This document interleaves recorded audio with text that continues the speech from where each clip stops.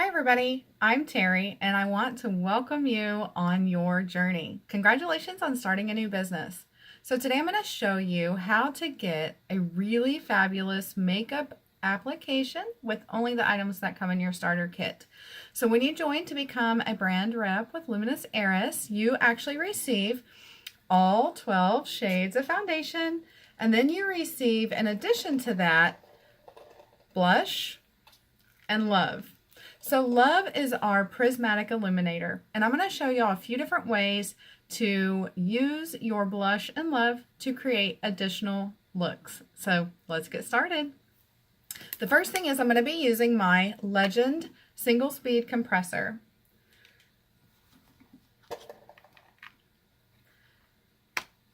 When you're color matching a customer, you will help them identify if they have rosy undertones or warm undertones.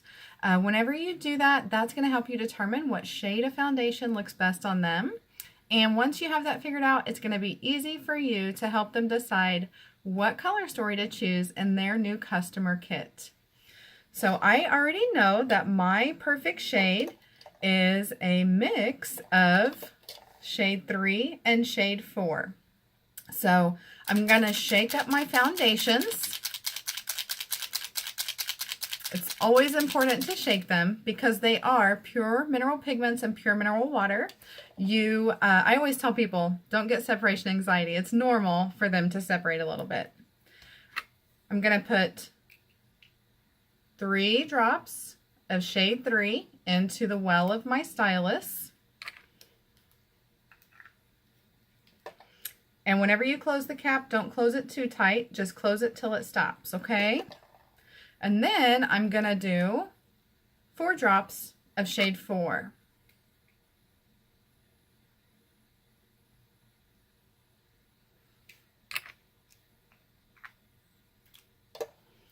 So I'm gonna turn my compressor on, and then to mix those 2 shades, I cover the tip of the stylus and lightly pull back.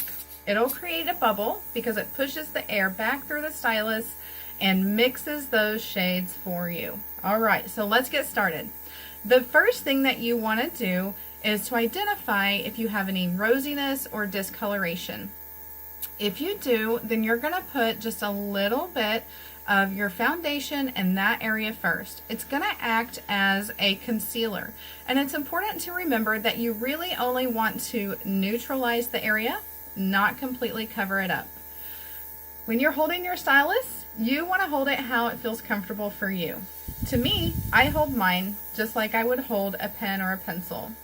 And whenever you pull back on your stylus lever, you only want to pull back until the temperature changes due to the product coming out. So you can test on your hand if you are applying the makeup on someone else, or test on your face if you're doing it for yourself. But the temperature should only change. It should not feel wet. It should only feel cool, okay? So applying the makeup is really simple. You want to hold your stylus 3 to 4 fingertips away from your face, and you want to move in circular motions or back and forth. I always tell people, think of your air as your bristles. You're still applying makeup the same way. You're just using air instead of a brush, okay? So I'm going to grab my mirror, and y'all can see I have a rosy nose, and then I've got a little bit of hyperpigmentation here on my cheek. So what I'm going to do is start with my nose. Remember, I'm only pulling back until it feels cool. And you're still going to make those funny faces that you would with traditional makeup. It just looks a little different because you're doing airbrush makeup.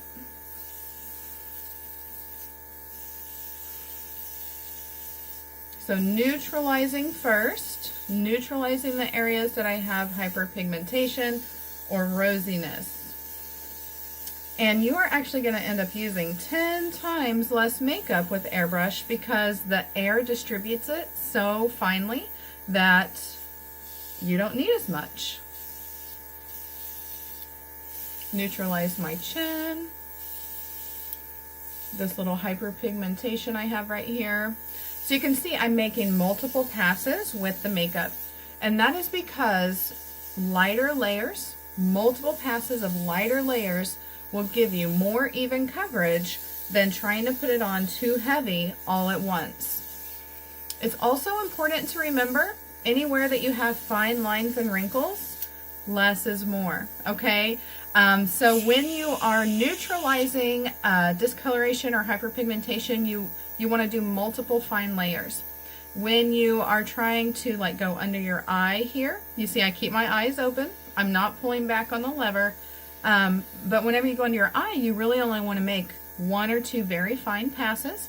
And that's because just like with traditional makeup, if you have too much, it's going to settle into crepe skin or settle into wrinkles, and it's going to look cakey, which totally goes against the purpose of airbrushing your makeup on, right? So now that I've got my hyperpigmentation and rosiness neutralized, I'm going to go ahead and move on and do the rest of my face. So remember, we're holding our stylus just like a pen or a pencil, and you hold it how you feel comfortable. And then as I go on my face, it's just so that it feels cool, not so that it feels wet, okay?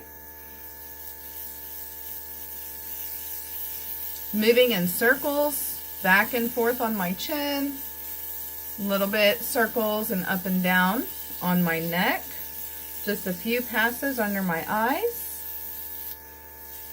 Not so much on my forehead because I have wrinkles here. I don't want any foundation to settle into them. I just want everything to blend smoothly and seamlessly.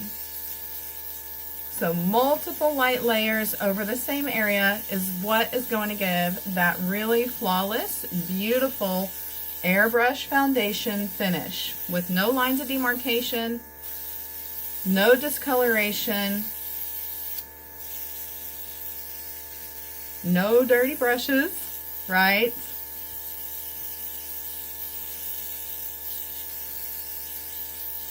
And you can see I'm still going back over those areas that I neutralized, and that's because they do need a little more coverage.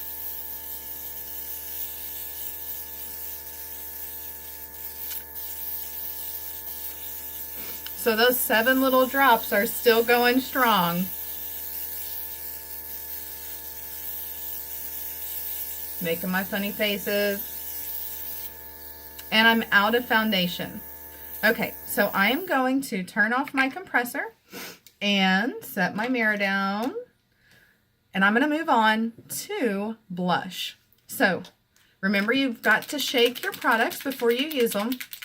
And it's really important to remember with products that are highly pigmented, like blush, bronzer, glow, love, any of our FX colors, that you do want to use less. Less is more. And it's important that you go back and forth, so that you don't put on too much at once, okay? So I'm just going to tuck my hair here behind my ears, and I am going to put 2 drops of blush into the well of my stylus. And 2 drops might seem like a lot, considering it only took 7 to do my whole entire face. But I'm going to show y'all a really neat tip that you can do to get more looks out of your airbrush makeup. So turning my compressor back on, I've got my blush in the well, and I'm going to apply my blush in light layers, 1 cheek at a time. I'm not pulling back, I'm just showing you how I apply it, okay? Here we go.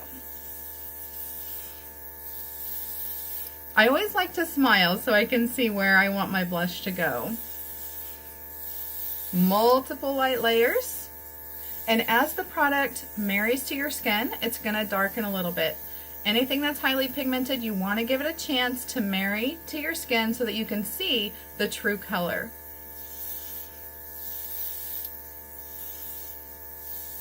And some people like blush more than others. I happen to really like it. Okay, so now that I've got my blush on, looks good, looks good. I'm going to move on to my eyes. So whenever you're applying airbrush makeup to your eyes as eyeshadow, you are going to be a little closer. And all of our pigments are universal. So you can use them anywhere you have skin or hair, which is really amazing because things go a little further, right? So you can see, I hope you can see, the air on my eyelid. I'm not pulling back. But whenever you're applying airbrush eyeshadow, you do want to be only about a fingertip away from your eyelid. And then again, pull back only till it feels cool and give it an opportunity to marry to your skin. So let's go.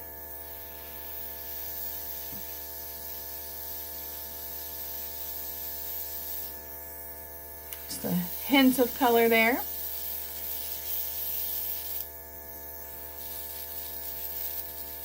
And I'm out. I need to add another drop of blush to my stylus.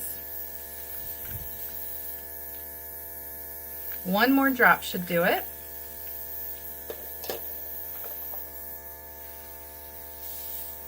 There we go.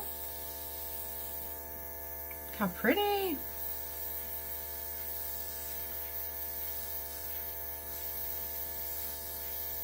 And just slowly back and forth. And I'm only using the air now to help that set and marry so that I can see if I want to do a little bit more.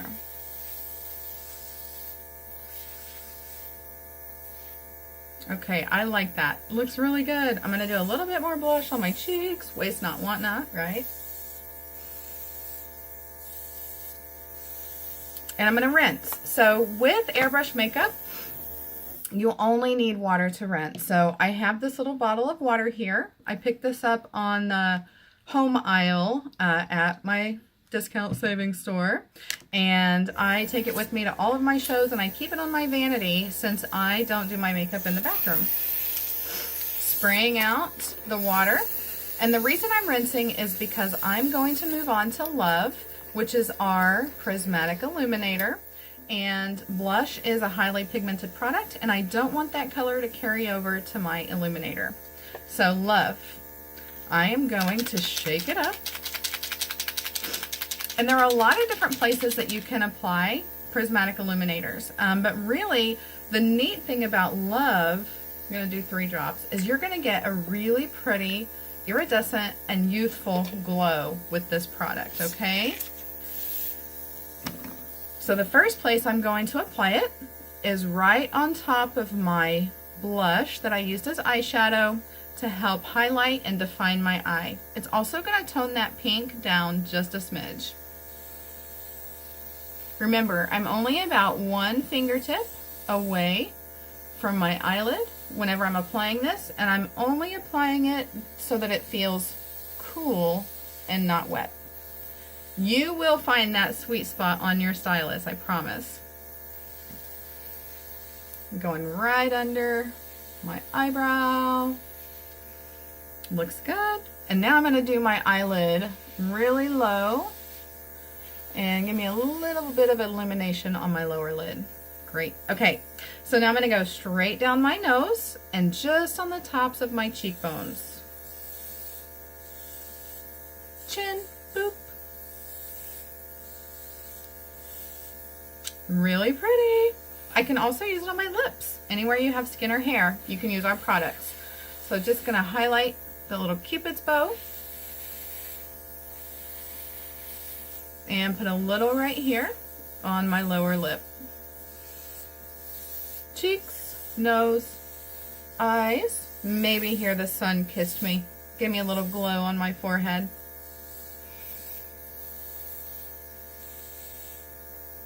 All right, I'm done. So next step is just to spray out the excess and rinse with water, and your system will be ready to go for the next time that you do your airbrush makeup or demo the product with a new customer.